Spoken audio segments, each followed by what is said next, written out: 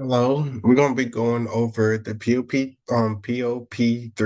and the SMTPS, and also additional information, additional content to see how these other programs play into the function of these two other programs that help us navigate and operate our daily life of technology of a basic email communication, and how these programs are aimed to protect but also showing the vulnerabilities while also going over a way to harden and secure the programs to keep the everyday life safe from, information threat.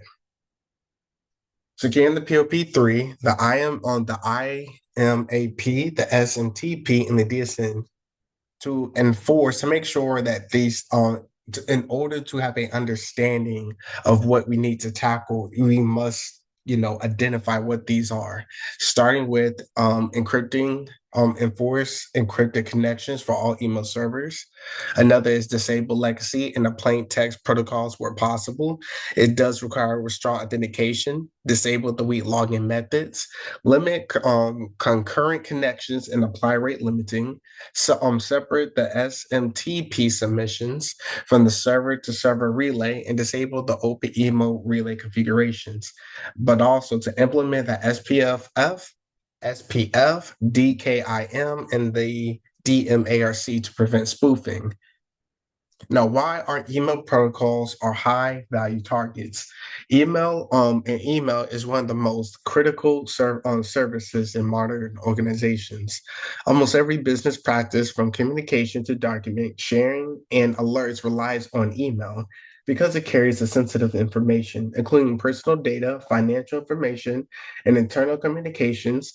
Email is a very attractive target for many attackers. The POP3, the IMAP, and the SMTP are often exposed to the internet, making them accessible to anyone, including potential attackers. Attackers can target these protocols to steal credentials using brute force, phishing techniques, deliver malware to user, or impersonate trusted domains to trick the recipient into taking harmful actions.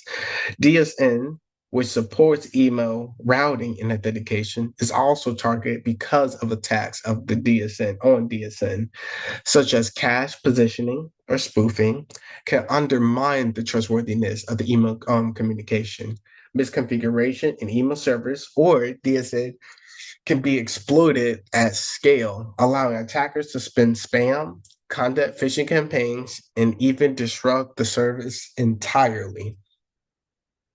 And these go into the more specific aspects of that. So, a protocol overview. Uh, as you can see, one of the overall is that the breakdown of the primary activity is into the additional activities required to successfully deliver your value in the position. These should contribute to your core business functions. Think about the everyday operations. For example, if your primary activity is software engineering, your support activities may be customer support, integration, or maintenance. So the aspect of this small aspect, is to acknowledge that because technology is growing, improving, we have to have an understanding of what is needed and what is the more critical aspects to these programs in order to protect us from the everyday threats that surround us as technology increases. One of those threats, I would say, would be, let's say, an email and DSN service. They face a wide range of threats. One of the most common in credential theft is attackers use brute force and attacks or stolen credentials to gain unauthorized access to email accounts. Once they have access, they can read sensitive communications, launching phishing attacks or impersonating employees. Spoofing and phishing are major threats. Attackers often send emails that appear legitimate but are designed to steal information or deliver malware. If the SPF and the DKIM and DMARC are not implemented, these attacks are easier to execute and harder to detect.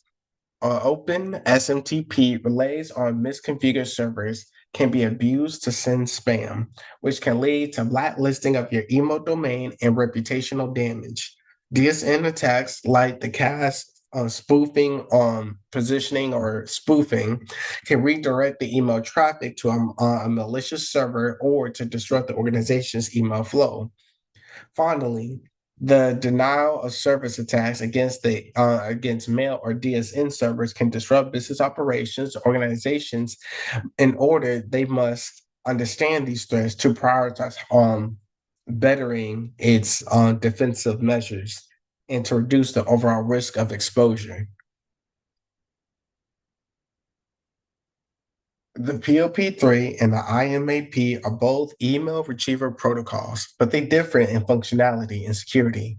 The POP3 is largely stateless and downloads message to a client, often deleting them for the servers, which makes it less secure and harder to monitor. The IMAP is stateful, keeping emails on the server and allowing multiple devices to synchronize. Because of the POP3 has limited security, it should be disabled whenever possible. If the POP3 must be used, only the POP3, excuse me, only the POP3S encrypted connection should be allowed on IMAP. Connection should be allowed on port 995. The IMAP should also enforce the encrypted IMAPS connections on port 993. Authentication must be strengthened by disabling legacy methods that transit passwords in plain text. Strong password policies are essential. The multi-factor authentication adds an extra layer of protection, limiting the number of concurrent connections per user per IP. IP reduces the risk of abuse or brute force attacks. Finally, monitoring and logging are critical. Details logs have detect suspicious activities, identify the potential compromises early, and provide evidence for incident responses. Centralized logging makes it easier to correlate events and respond to the anomalies across multiple servers.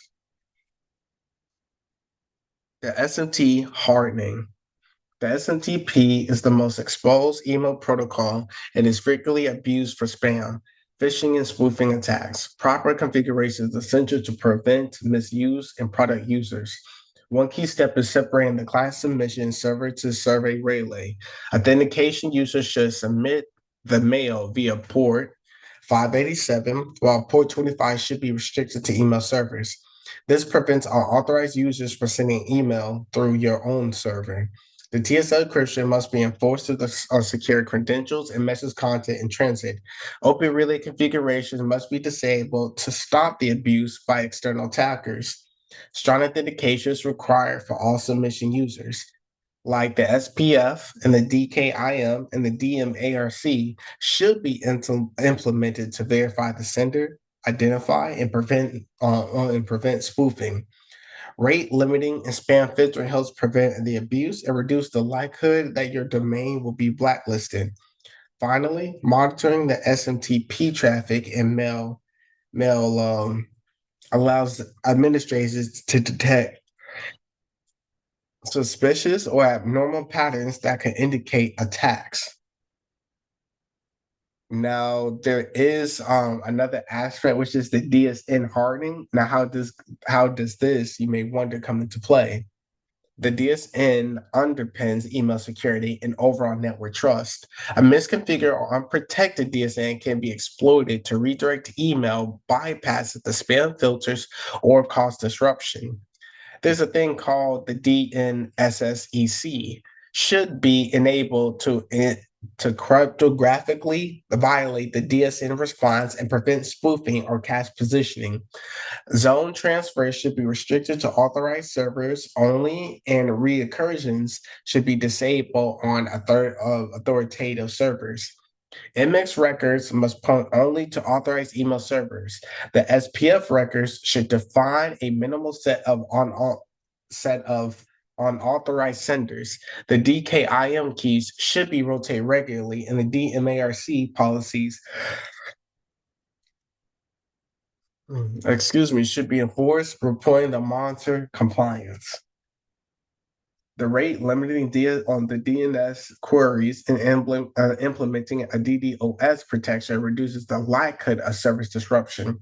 Launching DNS activity is essential for detecting anomalies and investigating incidents. Together, these measures help maintain the trust and integrity in the email delivery process.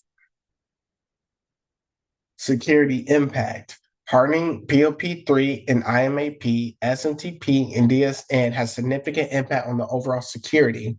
The credentials left unauthorized access are greatly reduced through strong authentication and encrypted connections.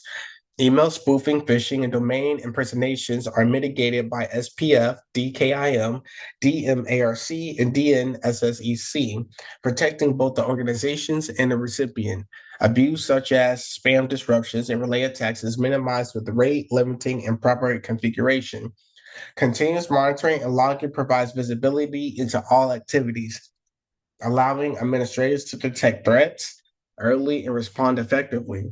Overall, these measures enhance the confidentiality, the integrity, and the availability of email service, strengthening organization and security posture.